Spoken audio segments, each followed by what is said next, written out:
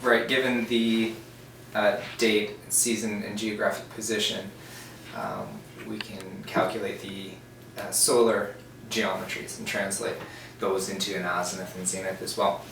And so every surface has some proportion of purely Lambertian and specular components. So when we have these targets that we deploy in the field, we don't have any idea of how much of that reflection or how much of that target is diffuse or specular.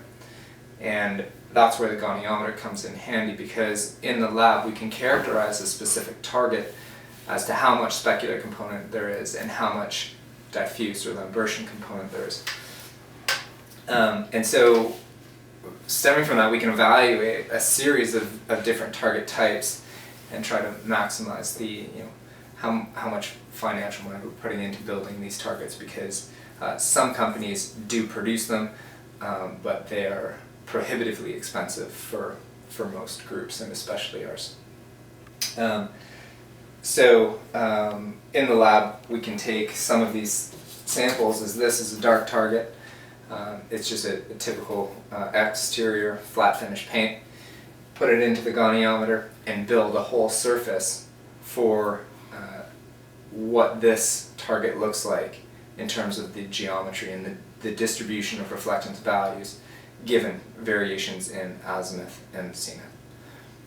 So that's only one application of the goniometer. We can also look at vegetation if we wanted to look at leaves. We can evaluate, one particular application in our lab is that we're looking at vegetation health. So we take vegetation samples and look at the reflectance values of them.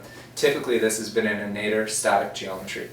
And we can also sample the chemistry of these leaves and build empirical models that will characterize the health based on, say, pigment values.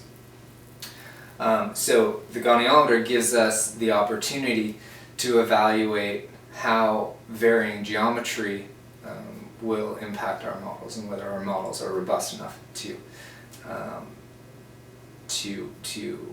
take into consideration the geometry and still produce valid chemistry estimates.